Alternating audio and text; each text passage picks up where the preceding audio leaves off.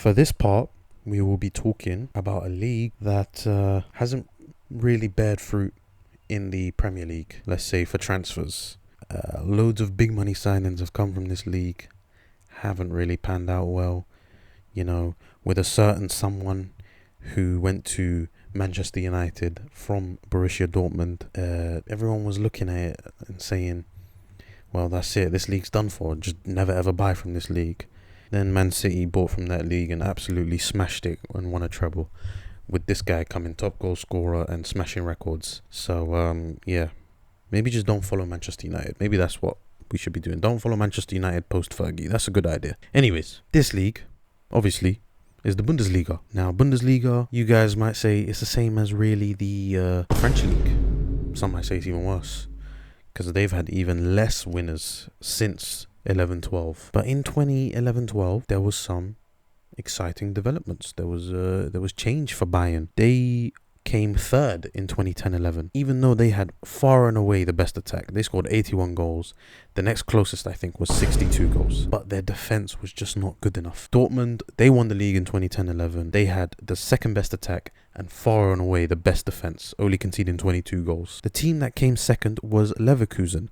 They were managed by a certain Jupp Heynckes. Now, what do Bayern do best? Of course, they snap up from their own league, make sure they're the big dogs. So they sacked Van Gaal. Get out of here, Van Gaal. Surprising to say, Van Gaal actually did know how to play attacking football, just not at Manchester United. Manchester United's coming up a lot, isn't it? Do I have an agenda against Manchester United? Possibly. Who knows? Anyways, they pushed out Van Gaal and they got Jupp Heynckes. He already knew attack sorted, basically.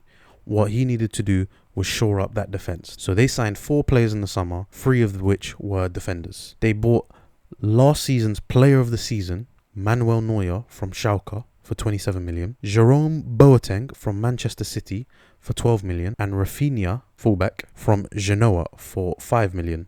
They also signed Niels Peterson, centre forward from the second division. That brought their spending up to 47 million. For Borussia Dortmund, they had a league title in the bag already. They had done so by finishing 10 points ahead of Bayern Munich. Like, they were far and away easy winners. But in the summer, they also made some savvy transfers, selling Nuri Sahin, who had shown potential the season before, for 9 million to Real Madrid. And they used this money to then sign his replacement, Ilkay Gundogan, from Nuremberg for 5 million. Pretty smart transfer if you ask me, mate. Get rid of a wonder kid who then went on to fail and bring in his replacement who stayed there for years and then went to City and showed he could still do it. They also signed Ivan Perisic from Club Brugge for 3.6 mil, bringing their total up to just 8.75 mil. Now, moving into the season, the defenders from Bayern Munich that they signed, they obviously played major roles. They were all first team starters, and the same can be said for all of Dortmund's signings, all 2 of them. They both obviously played major roles as well, starting and everything. But going into the winter break, Bayern Munich was 3 points ahead of Dortmund. But unfortunately, they would lose this lead the very next game as they lost against Borussia Mönchengladbach 3-1.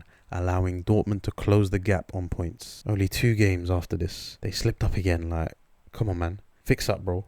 You got a league to win. You're out here bottling it. They were held to a 1-1 draw by the team that Dortmund had absolutely dismantled, Hamburg, which was bad news for them as Dortmund had already beaten Nuremberg 2-0 earlier in the week, claiming the top spot of the Bundesliga. The league would then kind of stay like this. They held the top spot up until 4 games before the end of the season in what was basically the title decider. Let's be real. Dortmund was 3 points clear, as you already know, but of course Bayern had a better goal difference. The game was defined by how the 2 managers set up their team, with Jurgen Klopp's men having more shots, but Jupp Heynckes' squad having more possession. Dortmund would open the scoring late on in the 76th minute after Lewandowski would divert Kevin Grosskreuz's volley past Manuel Neuer to make it 1-0.